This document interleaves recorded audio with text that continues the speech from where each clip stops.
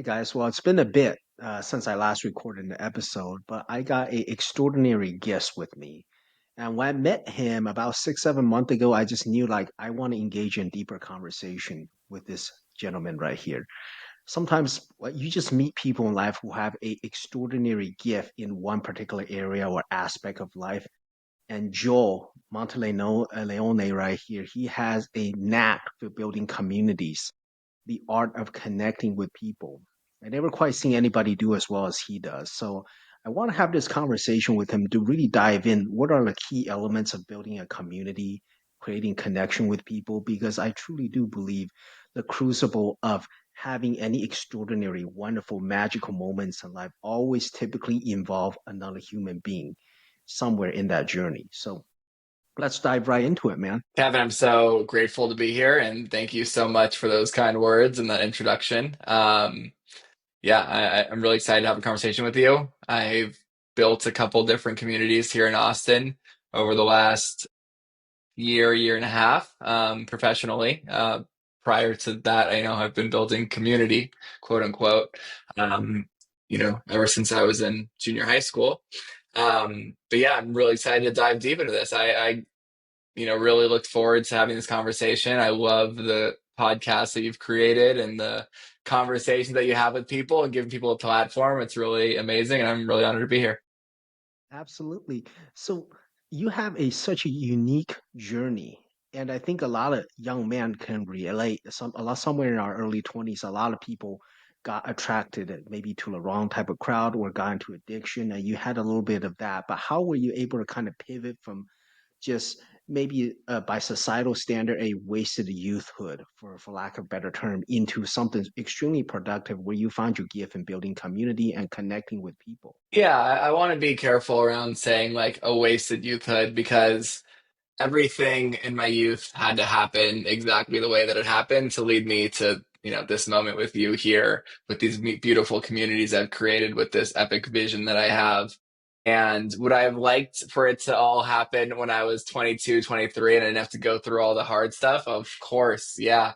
That's just not the way life works, right? And so I am really grateful for my 20s, because they gave me the opportunity to really see what I wanted my life to look like. I was able to experience a certain way of lifestyle that I then eventually decided that wasn't for me. But I wouldn't have made that decision if I wasn't able to experience it. Looking at my 20s, and I guess ever since I was about 15, about like we'll say 15 to 30, about a 15-year time period, I was just a really social individual. And people like to use the term social drinkers, like, oh, I only drink when I'm in social atmospheres. The thing that people don't really talk about these days is that in such a connected world, we're kind of always social. We spend more time than we ever have with other people. We're going to dinners, we're going out, we're going to bars, we're going to shows, we're going to work happy hours. We're doing all these things that we are socializing. And so if you're a social drinker, you're just drinking all the time. And I got caught up in that ever since I was in high school. Like I would go to parties every weekend and drink because it was fun and I'd be around people. And I used to say that like I was an expert partier. So if you know Malcolm Gladwell, he has a 10,000 hour rule. If you do anything for 10,000 hours, you are an Yeah, expert. yeah, yeah, He likes to use the examples of playing piano or like yeah, yeah, Spanish. But for me, yeah, I'm like, I'm an expert partier. I've probably partied for 10,000 yeah. hours. Like, I'm really fucking good at this.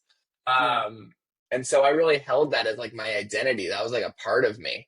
And so after, 15 years, I turned 30 and something happened that kind of shifted my mindset around the choices that I was making, how I defined social drinker, how I defined, you know, what I wanted my life to look like. And unfortunately this big life event happened and it kind of shifted that all for me. I'm curious in that big shift for you because what you kind of accomplished, the turnaround was pretty miraculous and pretty extraordinary. But from an external perspective, how were you able to turn people's stigma? Because to your point, you probably were a beer pong champion in Austin. Like if you did 10,000 hours of that, people know you. It's like, oh, probably don't want to go up against him. The beer pong probably gonna lose if you're a professional partier, right? So how were you able to kind of turn that stigma of this guy was a partier, people's reputation of you to now this guy's one of the greatest, not the greatest community builder in the city of Austin, Texas. By the way, guys, if you guys ever travel to Austin, Texas, if you ever heard of NetPlay, Hot Dates, Hot Take, those are his events. He owns those platforms. So just brag on him a little bit, guys. So you guys kind of know who he is. Yeah, thank you. Um, you know, I didn't say I was an expert beer pong player. I said an expert partier. There's plenty Okay, of people well, I out kind there of who are listening to this made that up. podcast. Yeah. There's plenty of people listening to this podcast. They're like, I beat Joel in beer pong every single time. Yeah, it's hard to play beer pong when you're the drunkest person at the party. But I was fine. I was better than the average. But going back to your question of how did I make such like a transformation? It was sudden in the sense that it happened very powerfully, but it's something that I've been struggling with for many years of like wanting to stop drinking, wanting to make life changes, wanting to figure out, what is my purpose. And there were many times where I would do dry January for 30 days, go back, take a few weeks off, whatever, but nothing ever stuck. And to this day, I'm still like pretty surprised that it's stuck for the last 2.5 years.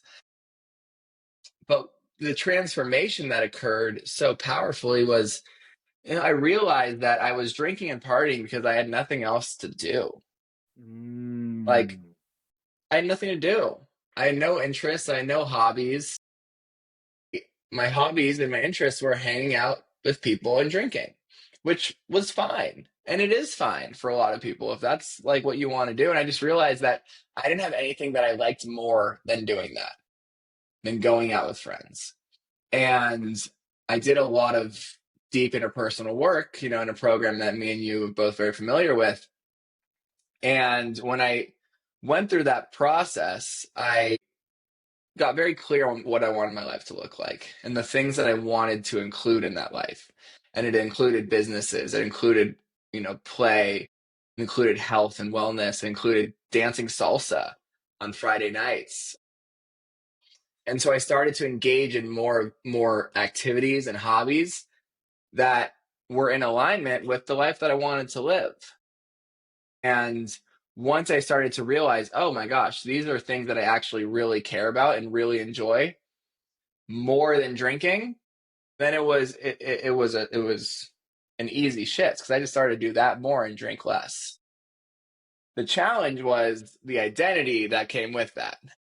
My Mm. identity was drinking. My identity was going out, doing drugs, partying at bars on Friday and Saturday nights. Shifting that identity into something of like a health and wellness entrepreneur, coach, community builder, like that was a lot for some people to take in. And so that identity shift was a lot more difficult to step into than simply like the stop drinking aspect of it. Were there people that are kind of close to you? Because I would imagine we are like creature of habit who we surround ourselves with. You probably had really good friends, close friends, dear friends that were still drinking when you decide to make that shift. Was it hard to let go of those friendship, or did you have to cut them out of your life completely? I'm curious about that part because that for a lot of people, that community aspect, sometimes a bad community, is so hard to let go. Yeah, it was challenging and it was difficult. And for a long time I didn't want to let those relationships go. And I tried really hard to keep them the same, Mm, but with the a massive fundamental aspect of them being different. So it just didn't really work because most of the relationship was built on the fact that we partied together.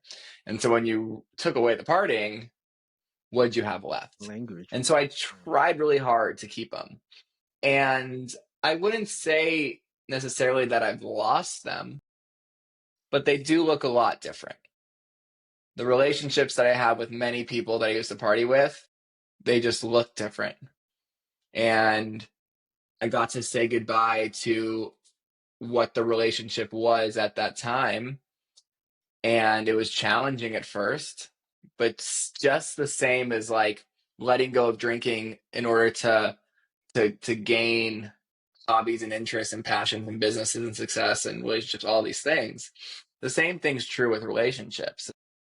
Once I was able to let go of some of those party relationships, I had the space to welcome in new relationships that weren't based around drinking, that were based around business and health and dance, volleyball, all these different things that were able to take that place. And so there's a time when people stop drinking that it's really challenging because you say, "Oh my God, my life is over. Everything that I knew to be true in my drinking phase and my drinking life is now gone. I'm going to be alone. It's going to be miserable." And so most people, when they stop drinking for like a 30-day dry January or sober October, they're like, "This was the best 30 days of my life." And then after 30 days, they're like, "Oh, but I'm afraid I'm going to lose my friends, so I'm just going to go back to them." Rather than trusting that if you keep going down this path toward your authentic self, this path toward authenticity, knowing that on the other side of this like transition phase, there will be tons of more friends that you can create, relationships that you can create that seemed impossible before when you were in your phase of drinking. Oh, 100%. And in my case, I met you in Austin. I'm not a drinker. You guys know as I don't drink alcohol. But kind of to your point, immediately when I noticed you was just your sense of curiosity, your sense of kind of like that childlike wonder that I was attracted to that had nothing to do with drinking. And maybe a lot of you guys kind of hearing this, and I get this when people say, well, I kind of need to get a drink at a club or maybe at a place so I can kind of open up. I can kind of talk to people. In my experience, you don't need that. You just kind of need to be yourself. I know it's easier said than done, and I'm curious. Ask for your perspective on that social drinking, the requirement to have that drink as a clutch, basically to strike open a conversation. Do you think that's necessary, or can someone be just as fun, spontaneous, humorous, outgoing without that? I'm curious to hear, what do you think? Like, how do you do it? Absolutely.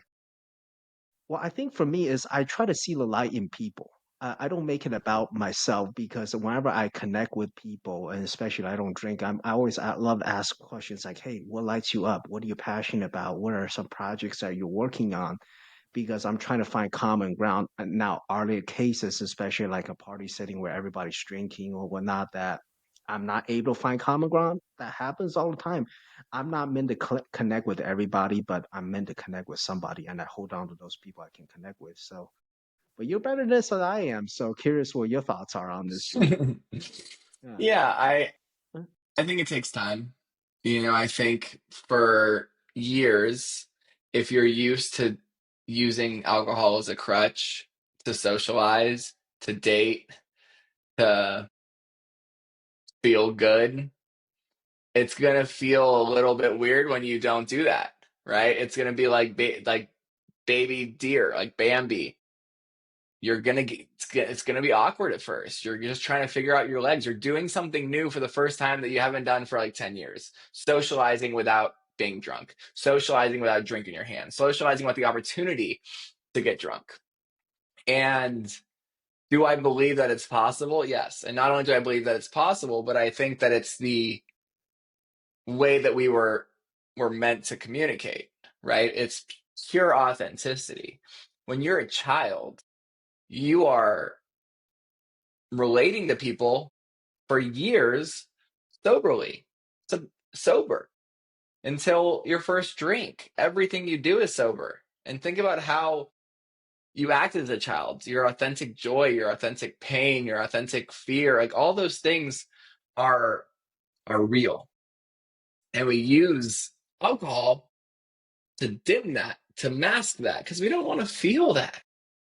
And so when you're able to understand that, hey, when I take away this alcohol and I actually sit and I feel these emotions and I can show up to a bar and maybe it feels scary, but I choose to go up to the pretty girl or the cool guy or whatever and say, hey, anyway, and get to know them, like that's courage. That's authenticity. That's like really cool. Like you're one of the only people that in that bar that are actually doing that.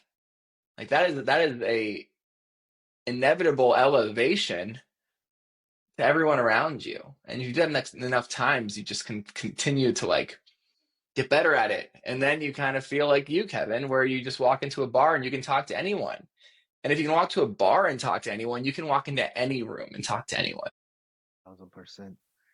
Yeah, what you just said right there was absolutely spot on. And just like any muscle in your body that you continue to work at it, it gets a little bit stronger. That same could be said for your self-confidence, self-worth, self-courage, as Joel mentioned, the ability to go up and have strike a conversation with someone, be curious about them, and having that not beholden to any alcohol or, maybe worry about, oh, should I say something funny, have an opener and just be making a conversation about them is always make it so easy to be able to continue that conversation. I'm curious, Joe, from your perspective, you gotten great at building community, but specifically you built a community what I thought was so unique about playing. You talked about that authenticity, that childlike uh, joy, bring that out of people in a world where everybody's living in routine, something I deeply admire. Tell us a little bit about that journey and maybe also for the listeners out there, how can they find that joy when they are so stuck in routine? Yeah, this is so important to me. And I didn't realize how important it was to me until I started to engage in it and started to share it with people. And I realized how important it was and how little people play. My whole life I performed, and I always kind of had a childish aspect, like childish quote unquote aspect to me. I sing in the shower, I dance when I walk on the Yes. street, I sing in the car. Like I just like to have fun. And I thought everyone did that. I guess not.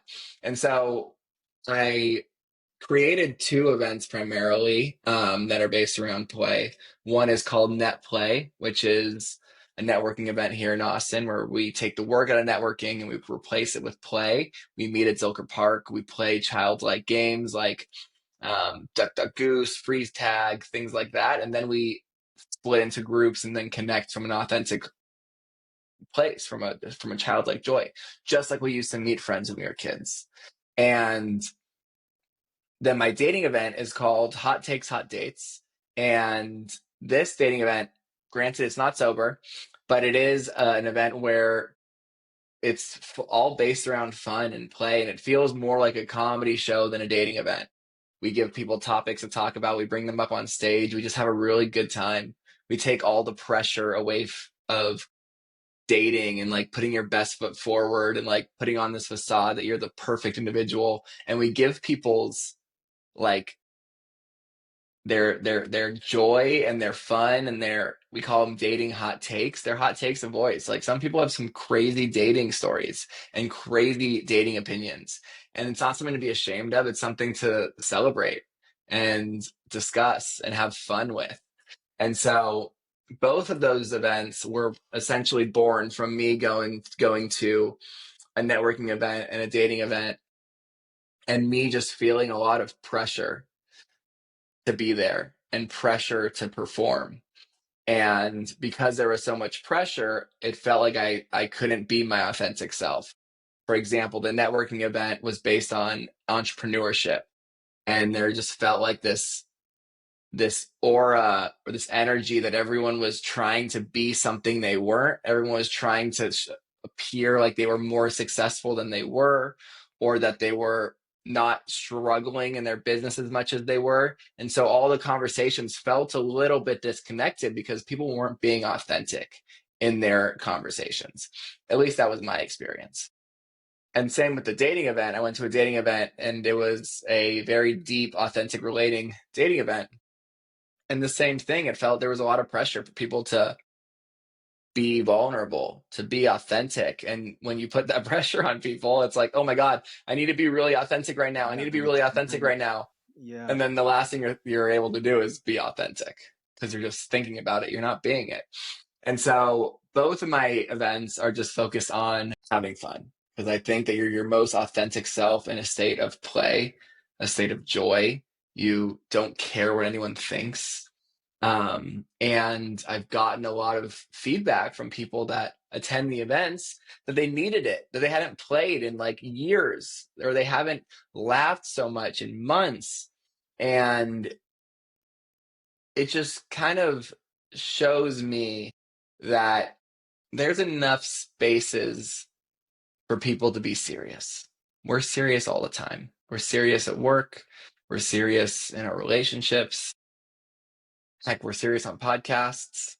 And there's not a ton of opportunities for people to just be like, let's just let loose in a fun, structured way. I couldn't agree with that more, man. And chances are, if you guys in Austin, you guys are probably already seen his events. You've seen them in Zucker Park. You've seen them at the Hot Take. Is that part at the Cabana Club? I want to say. Is that we you host them? Cabana Club, Wiggle Room, Soho House. We've done them at a few different Yeah. places. And like I've been to one of your play event, and it's just so much fun. Just being out there, just being spontaneous, and that's where the wonder happens. I know it's might be a little bit tough. We didn't really prepare to play over like this recording conversation, but anytime I talk to Joel, and I do think there's a huge advantage being in person, being able to play. This is a little bit tougher. You do this over virtually, but when you into step into that childlike kid, you start seeing different opportunities, different wonder. You start seeing people differently, and even like relating back what you said about dating, be authentic. When you start playing with people, you start seeing everyone's beautiful in a different way. How you connect with them, not no longer stereotypical. It's like, oh, what does people's outer appearance look like? And you build in enough communities. You're one of the best in Austin at what you do. If somebody wants to kind of start building a community and they really resonate with your message, you say, hey, I want to play more. I want to just have more fun. I want more people that like me get on this bandwagon. How do they start in whichever city they live in? How was your journey, Joel? Yeah, I tell this to people all the time. If you want to start a community, you want to start an event, just start it. Don't have any expectations of what it's going to look like or how long you're going to do it for or how many people are going to show up, but just create the thing that you want to see exist. And that's essentially what I did with my two events. Like, hey, I want to hang out with people and play games in the park. It's something I've wanted to do for a long time. I just never did it because I let my ego get in the way. I thought, oh, people are going to think this is stupid. People aren't going to come. And the first time I ever did it, I did it on my birthday. And I used my birthday as like a carrot to bring my friends and to support me. And then I just kept showing up once a month. I'd show up, I'd promote it, and like there's no rocket science to building community except just continuing to show up and obviously creating the environment that you want to create, whether that's joy or play, or if you want to create a community that's super serious, create that too. There's plenty of people who want to be a part of that. But like my advice is just show up and keep showing up, and then the community will grow. And I was going to say one more thing. I can't remember, but yeah, it really, most people won't start the event, won't create the community. But the truth is, most people want to be a part of community. All people want to be a part of community. Most people want to attend an event. They just don't have the event to attend. So if you create it, you invite people, I guarantee people will come. It might not be 100 or 200 or 1,000 or whatever. It might be five, might be two, right? But the two people that show up to that community create an environment, create an experience for those individuals that they won't forget. And then they'll come back.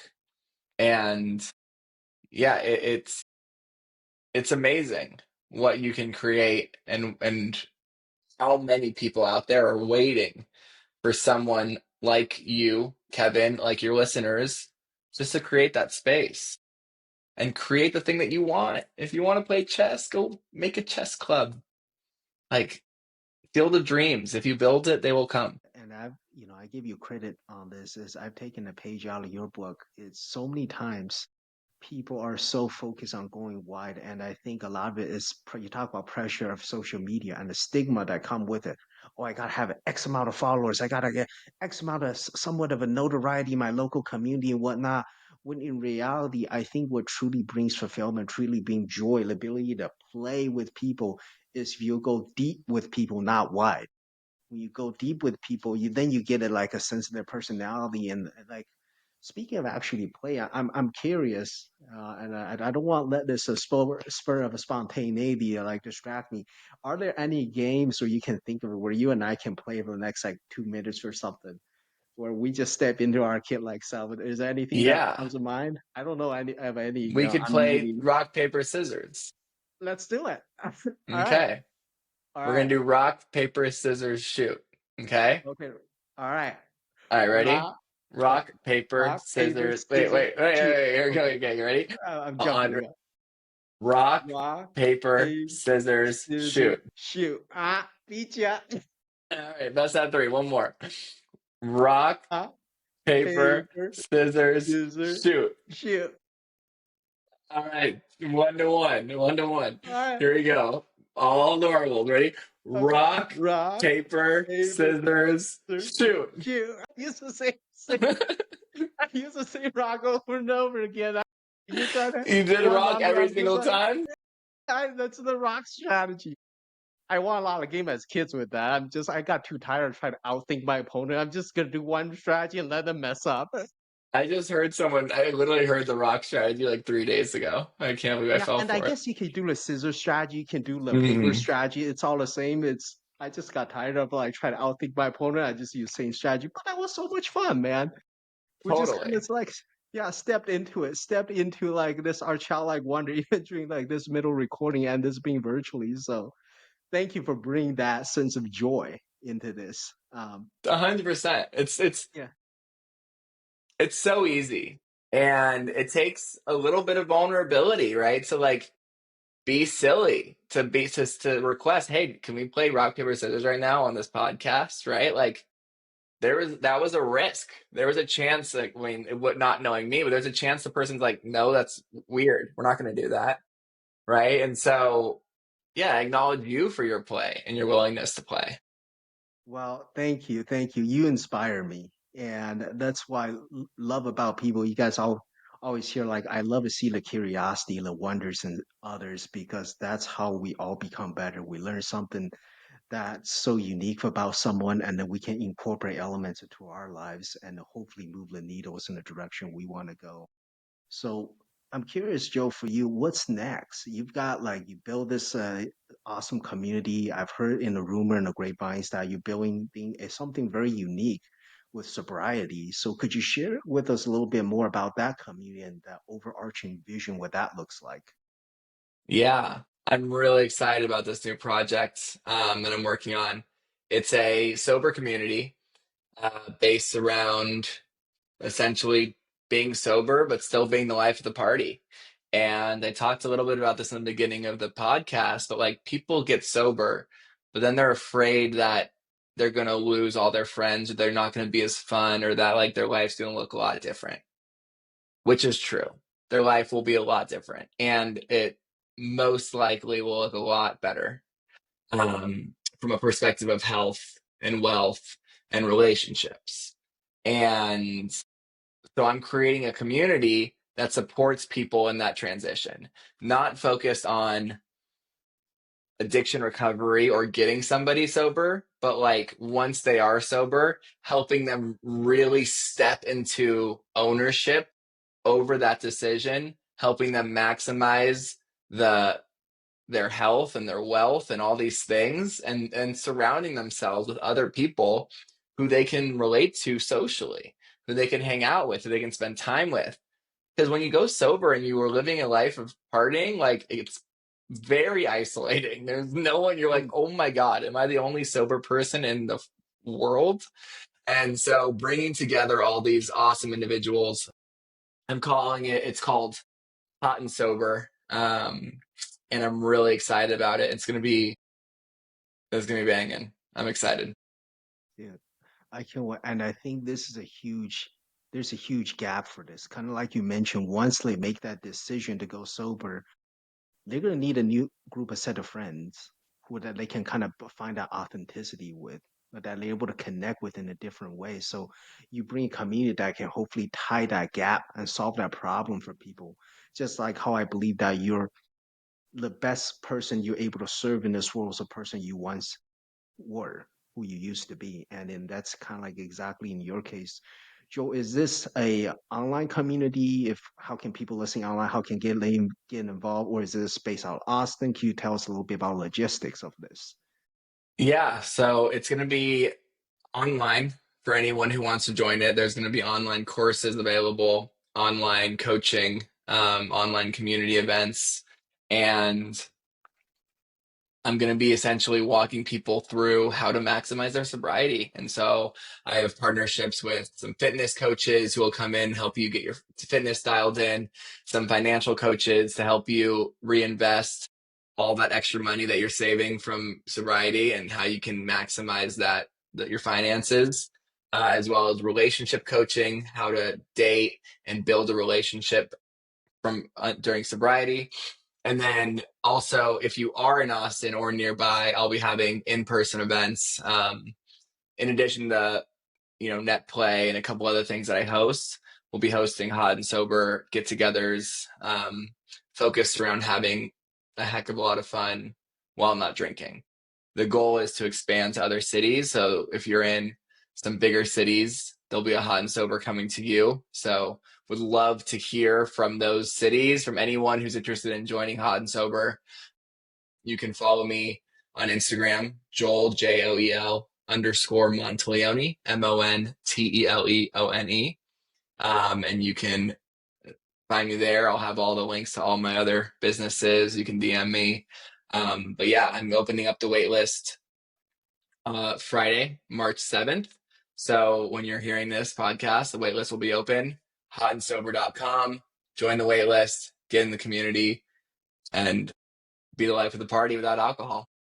I love it, man. So hotandsober.com. And what I'll do is I'll put his Instagram in the description so you guys can check that out. And I will say, if you guys in Austin were even thinking checking it out, just go there.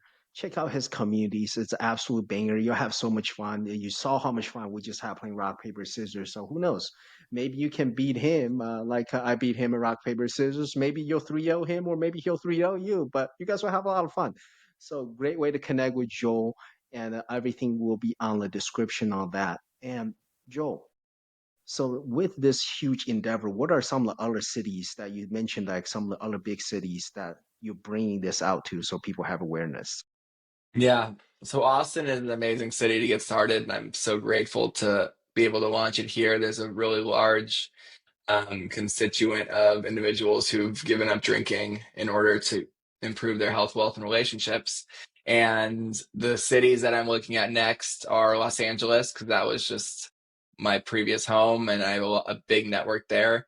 And I want to expand into other similar cities to Austin, like New York, Nashville, Miami, some of those big cities that have high vibe, high social environments, but also high alcohol drinking, and really empowering the individuals there who want to party, want to have fun, want to socialize, but not drink, and giving them the tools and the community to make that happen. And I love the vision you're building. And for all the listeners out there, I truly do believe that you're able to step into your childlike wonder. You're able to see the world differently when you're just not under influence. I know there's some of you listening out there that's going to say, well, I sometimes I take marijuana, I guess, help me get more creative and whatnot. But personally, just personally, I truly don't believe that we need a substance to have those experiences. It's more about just like, hey, you were already born. God kind of created you already born with these great tools to be your authentic self, and you don't really need to be in different all these heightened state to feel that creativity. So, one final question, Joe. Anything that I should ask you about community, creating relationship with others that I haven't yet that you think will be beneficial to the listener? Or someone that potentially wants to think about joining your community? Yeah, I think people are hesitant to actually join communities. And I love to give some advice on how someone can go about joining community and building community. And it takes investment of time and energy. And I think you've said this where like it requires you to really go deep with people and ask questions and learn. And my advice to anyone who is lonely and wants to create community, wants to make friends, is to not only go try things out like hobbies, but really invest your time and your energy in that space. So, what does that look like? Let's say, for example, you want to we'll use salsa dancing, right? Because that's something that I spend my time doing. There's a person who says, "Oh, I'll go to a salsa dancing class, show up timid, not really like connect with people, be really nervous the whole time, and then leave and say, "Oh my God, that was so bad because I was so nervous and that sucked," and never go back and say, "Oh, I tried it," right? But if you really want to build community, you have to like be willing to be uncomfortable. So, no matter how bad that first salsa class was, no matter how uncomfortable you were, no matter how awkward your dancing was, you got to go back the next week, right? And you got to introduce yourself to maybe two or three people, and it will get better. And then go back the next week. Say hi to those two or three people.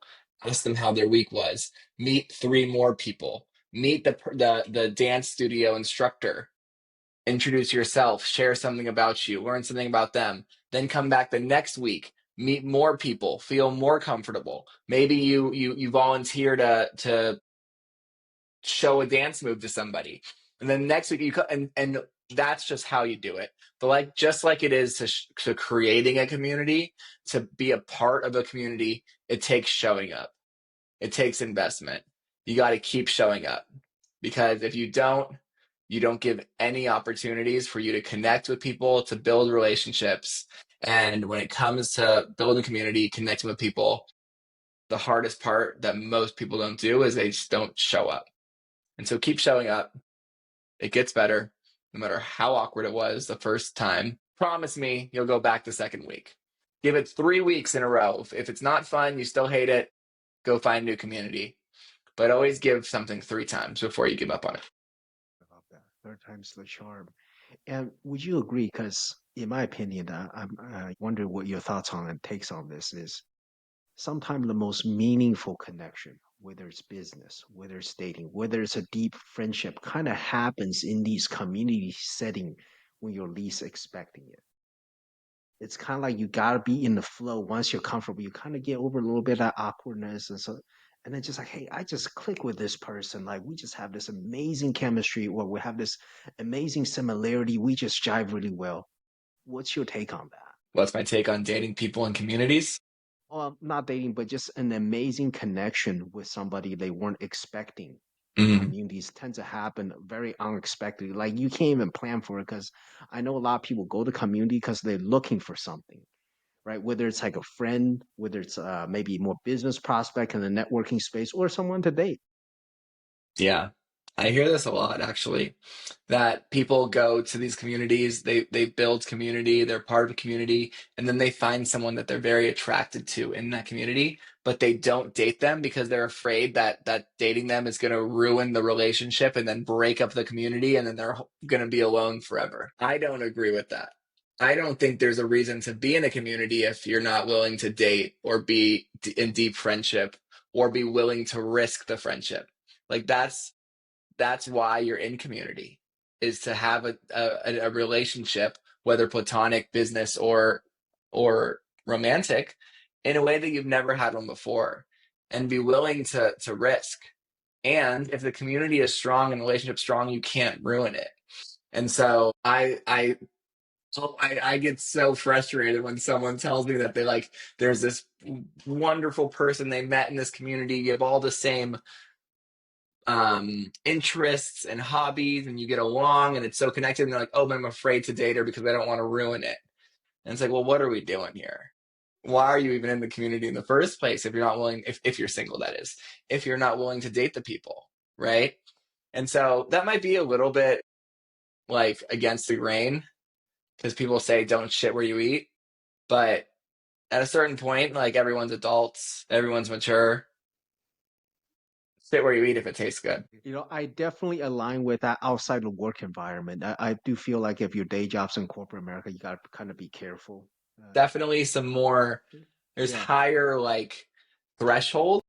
But if there's someone you really, really connect with and enjoy and like love, for lack of a better term, like explore it because that person was put in front of you for a reason. And again, I'm saying like be very intentional about it. Don't just go sleep with everyone at the office. But like if there's someone that you really like and that you really enjoy and you see a future with, yeah, explore it. It yeah, won't turn out definitely. bad. It will turn out great. 100%. And so take that risk. And maybe perhaps that's a challenge also for you guys. Hey, maybe if you're engaged in a community of some sort, maybe you do see that friendship that go the ability to go deeper. You see that business, ask for the business, or maybe you do see somebody you are interested in, ask them on the date. So I think what a great challenge would that be? And if you guys have some similar stories like that, or we love to see in the comments how maybe you took a risk in the community that you're in, you went for it. Love to see how that unfold for you. With all that being said, Joel, thank you so much for your time, and y'all get a chance check out his communities. It will be in the description, and very appreciate your time. Thank you, Kevin. I appreciate it. Thank you.